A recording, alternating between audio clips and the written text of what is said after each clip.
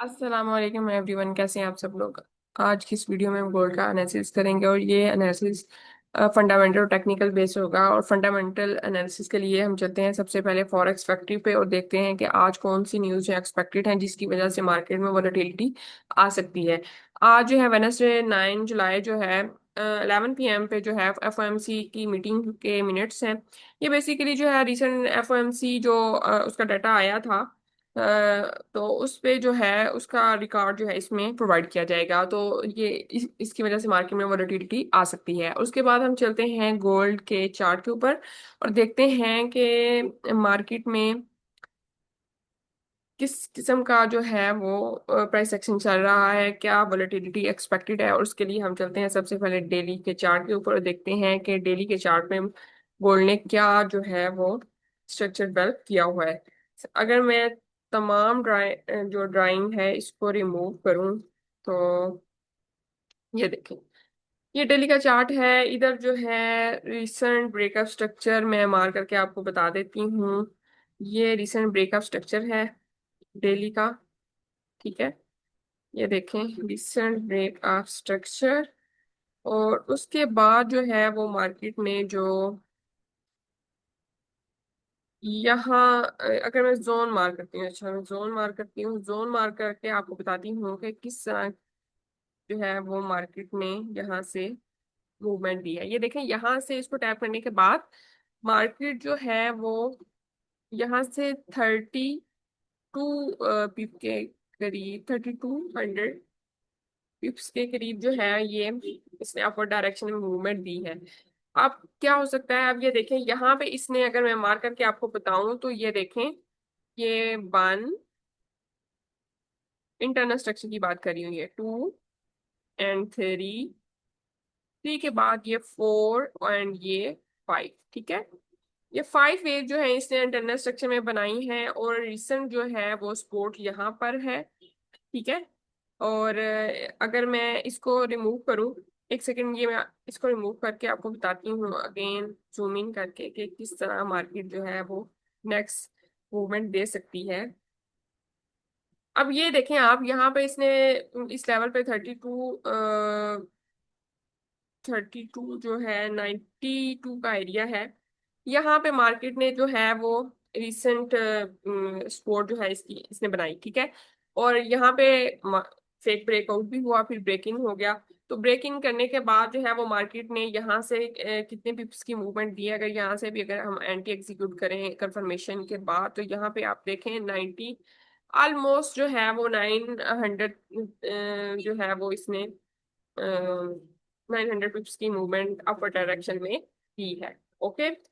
उसके बाद अगर हम देखें कि नेक्स्ट क्या एक्सपेक्टेड है, डेली के चार्ट पे अगर हम देखें ना, तो यहाँ ये जो जोन मैंने मार्क किया है, यहाँ पे इस लेवल से अगर नीचे जो है 2 कैंडल क्लोज, आज की कैंडल भी क्लोज हो जाती है, कल की क्लोज हो जाती है, तो फिर इसके बाद जो है वो मार्केट बेरिश हो सकती है यहाँ तक, ठीक है। ये एरिया ऑलरेडी मिटिगेटेड है, लेकिन यहाँ पे भी कुछ जो है वो रिएक्शन एक्सपेक्टेड है, ठीक है। लेकिन सबसे अच्छा एरिया जो है वो ये वाला है। मैं ये भी मार्क करके आपको बता देती हूँ, लेकिन ये टू अर्ली है कि मार्केट बहुत दिन ले सकती है। उसके बाद मार्केट यहाँ पर एक्सपेक्टेड है कि आए, ठीक है। ये यहाँ, ये देखो, ये 2984 और 2955 का एरिया है। 2955 और 2973, ये एरिया जो है यहाँ पे मार्केट आ सकती है, ठीक है। और ये बहुत अच्छा जोन है बाइंग का, अगर मार्केट यहाँ पर आती है तो। अब नेक्स्ट अगर हम चलें 4 आवर में, वहां पे जाके देखते हैं कि वहां पे क्या स्ट्रक्चर जो है वो गोल्ड ने बनाया है। तो सबसे पहले अगर हम देखें तो रिसेंट जो है वो ब्रेकअप स्ट्रक्चर मैं आपको बताती हूँ, ये रिसेंट सपोर्ट है, ठीक है। और ब्रेकअप स्ट्रक्चर जो इसने किया है 4 आवर में वो ये है, ठीक है। इसको मैं अगेन मार्क करके बता देती हूँ आपको, सही है। और ये देखें यहाँ पर जो है 33 40 50 का एरिया है। ये यहाँ पे जो है वो मार्केट ने बहुत रेंज किया है, कभी ब्रेक फेक ब्रेकआउट किया, फिर उसके बाद जो है लिक्विडिटी लेने के बाद ब्रेकिंग कर दिया, तो उसके बाद मार्केट जो है वो बेरिश हो चुकी है। यहाँ पे इसने जो है वो हेड एंड शोल्डर का पैटर्न बनाया, लेकिन इसको इसने जो है रिस्पेक्ट नहीं दी। ये देखें, जिस तरह का ये यहाँ पे पैटर्न बना हुआ था, गोल्ड जो है वो बुलिश जा सकता था, लेकिन अभी तक इसने जो है इसको रिस्पेक्ट नहीं दी, और यहाँ से इसको बेसिकली ऊपर जाना चाहिए था, ठीक है।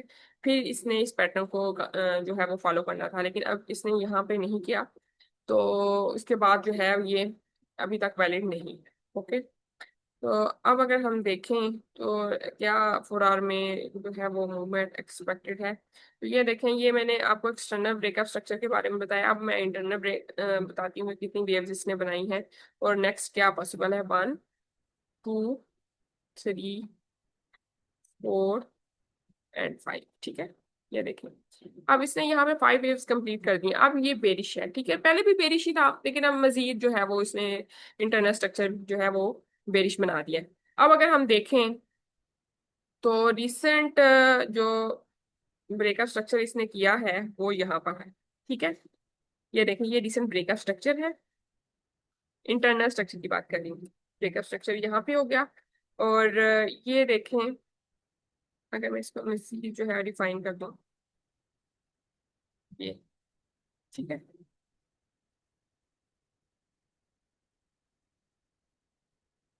मजीद अगर डिफाइन करूँ तो ये एरिया है, सही है।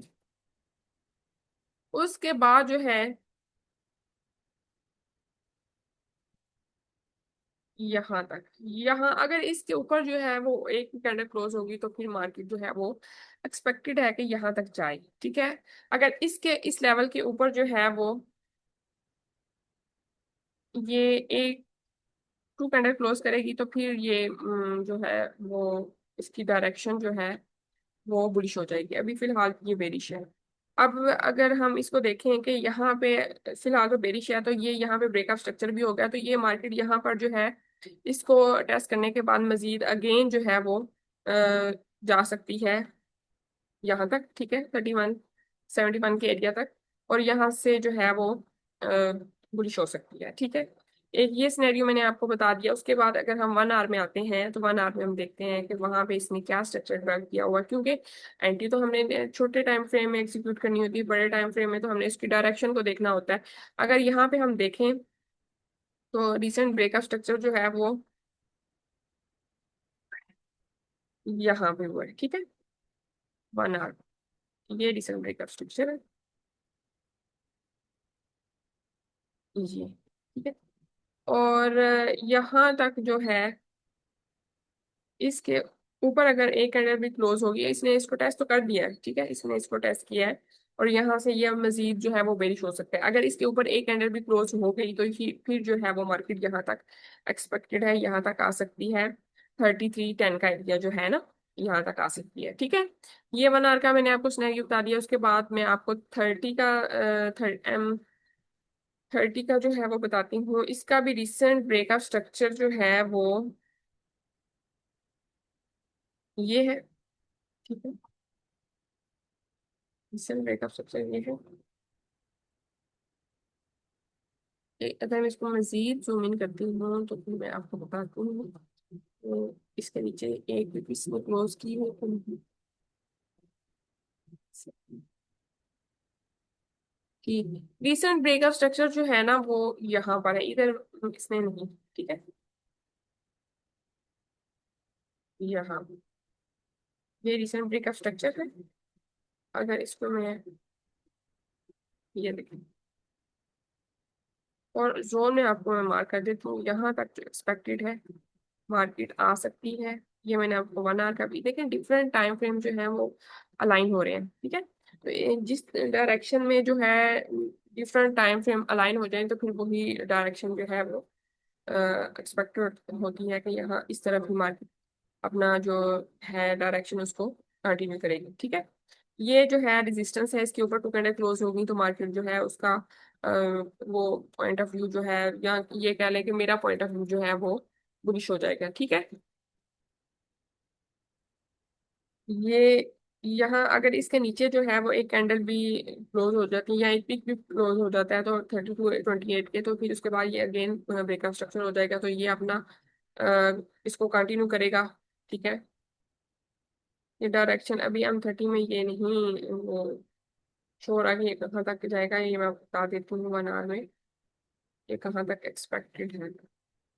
1 आवर में ये यहाँ तक। ठीक है, 3175। ओके, ये जी आज का एनालिसिस है, इसको आप लोग देखते रहिएगा और इसको आप वेरीफाई भी कर सकते हैं। जैसे जैसे मार्केट जो है वो अपनी डायरेक्शन को चेंज करेगी, उसी के लिहाज से जो है वो हम अपना भी पॉइंट ऑफ व्यू चेंज कर लेते हैं। हम उसी चीज पे बैठे नहीं रहते कि जी ऐसा ही है, मार्केट के साथ कोई जोर जबरदस्ती नहीं होती क्योंकि फंडामेंटल्स तो कभी भी आ सकते हैं। तो उस लिहाज से जो है वो मार्केट अपना स्ट्रक्चर डेवलप करती है, और जहां जहां हमारे रूल्स जो हैं वो वैलिड होते हैं वहीं पे हम एंटी एग्जीक्यूट करते हैं, अगर जहां वैलिड नहीं होते वहां पे हम एंटी एग्जीक्यूट नहीं करते हैं। देखते रहिए वीडियो, मिलते हैं नेक्स्ट वीडियो में। टिल देन अल्लाह हाफिज।